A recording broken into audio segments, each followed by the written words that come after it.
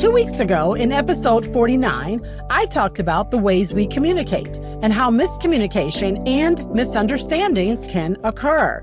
Today's episode is part 2 of that discussion, where I posed the question: if we have 5 different ways to communicate our message to others and vice versa, why then are there so many communication breakdowns happening in the world today? Interestingly enough, a lack of communication is reportedly a major cause for relationship breakups. So I decided to see what therapists had to say about it and found a website called goodtherapy.org that stated 65% of couples cited communication problems as the primary cause of divorce. I read that there are 10 common problems and mistakes we make when communicating with others. And they are, number 1, not truly listening. When we are communicating with someone, we often are not committing our full attention. We might be looking at our phones, watching television, or even daydreaming about something else. When we don't actively listen to the person we're speaking to, not only do we run the risk of making that person feel invalidated, but we also miss important nonverbal cues, and we may not fully understand the person's message. So to avoid this communication mishap, it really is best to give the speaker 100% of our attention. Effective listening skills include making eye contact, asking clarifying questions, and remaining engaged.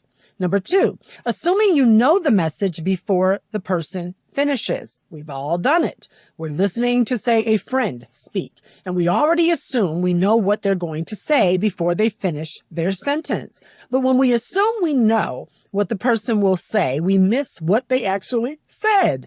So we need to just listen intently for the entire message rather than predicting what will be said. There's an expression that familiarity breeds contempt, and that could apply here.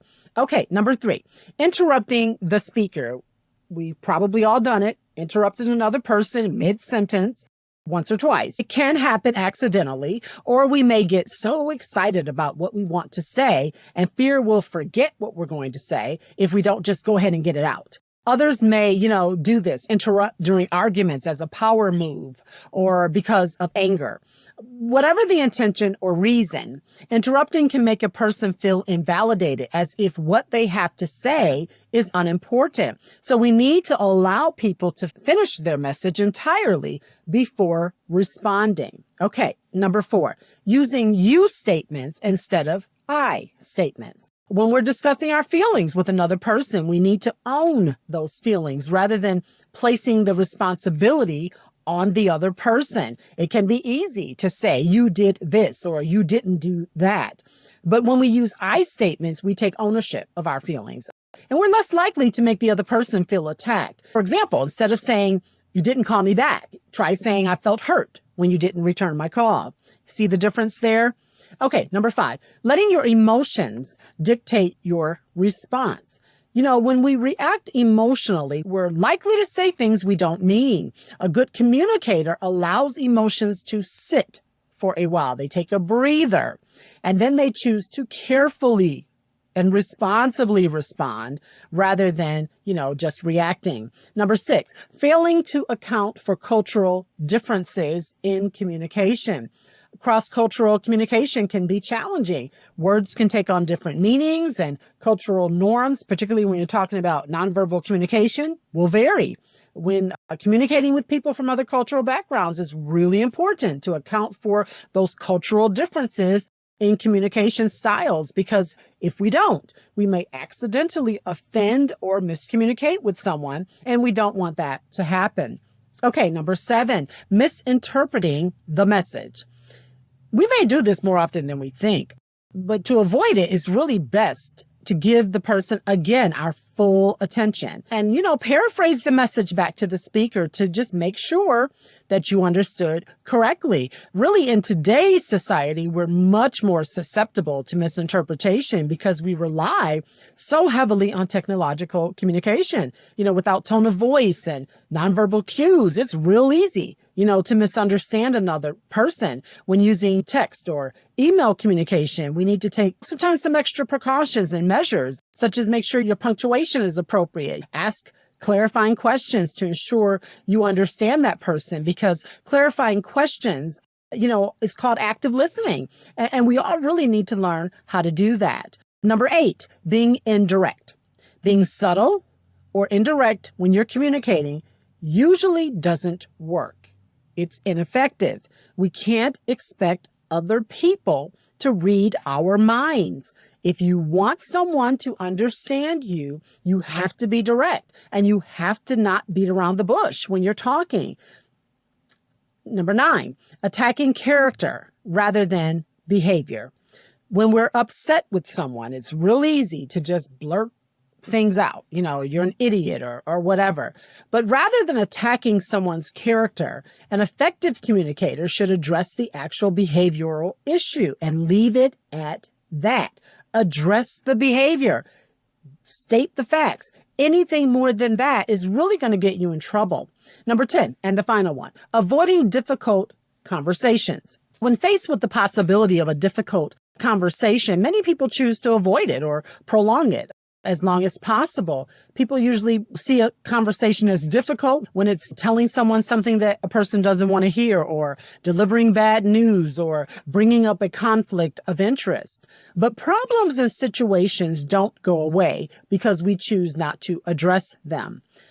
And also you have to consider that people cannot work on something you have not told them is a problem. So your silence or your unwillingness to address a problematic situation will never solve anything. It may even make the situation worse. Believe it or not, the Bible addresses how we should communicate. It talks about talking too much, listening, accountability, for what we say, and the power of our words. I'm just going to read through a series of scriptures that touch on this topic. Okay. Let every person be quick to hear, slow to speak, and slow to anger. A soft answer turns away wrath, but a harsh word stirs up anger. Let no corrupting talk come out of your mouths, but only such that is good for building up, as fits the occasion, that it may give grace to those who hear. Let your speech always be gracious, seasoned with salt, so that you may know how you ought to answer each person. But now you must put them all away: anger, wrath, malice, slander, and obscene talk from your mouth. There is one whose rash words are like sword thrust, but the tongue of the wise brings healing. Whoever restrains his lips is prudent. Let what you say be simply yes or no. Anything more than this comes from evil. If one gives an answer before he hears, it is his folly and shame. A fool takes no pleasure in understanding, but only in expressing his opinion. On the day of judgment, people will give account for every careless word they speak. Gracious words are like a honeycomb, sweetness to the soul and health to the body. Death and life are in the power of the tongue, and those who love it will eat its fruits. A gentle tongue is a tree of life, but perverseness in it breaks the spirit. The good person out of the good treasure of his heart produces good, and the evil person out of his evil treasure produces evil. For out of the abundance of the heart, the mouth speaks. So also the tongue is a small member, yet it boasts of great things. How great a forest is set ablaze by such a small fire. I always say there is a difference between failure of intent and actively intending not to do something. Failure of intent is dealing with a problem or a fallout after it occurs, while active intention is thinking about what you want to communicate, how you want to do it, and the best route to get there before you write or speak, so that your message is, to the best of your ability, received the way you intended. Hope that makes sense. Perhaps we, fail to say what we mean, or we misinterpret the words of another. Whatever the blunder or misunderstanding, we can all benefit from recognizing our communication mistakes and turning them into communication skills and awareness. The only way to avoid communication breakdowns and misunderstandings is to be silent. But since that really is not possible in most cases, we have to really do our best to communicate effectively when we're dealing with one another. So, while you're striving to be a better person, to improve your career, be a better mom, dad, friend, or even Christian, remember to include working on being a better communicator. And you can start by being honest with yourself about ways that you currently communicate that aren't ideal or that need work. If you don't know if you communicate well, I would advise you to ask trusted people in your inner circle or any truth teller in your life. Don't ask yes people.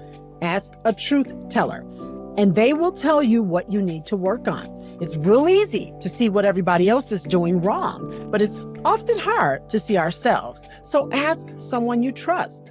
I'm thinking of the song lyrics. What the world needs now is love, sweet love.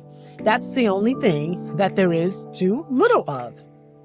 While I agree that we definitely need more love in the world, I also think we need better communication skills as well. Bye for now.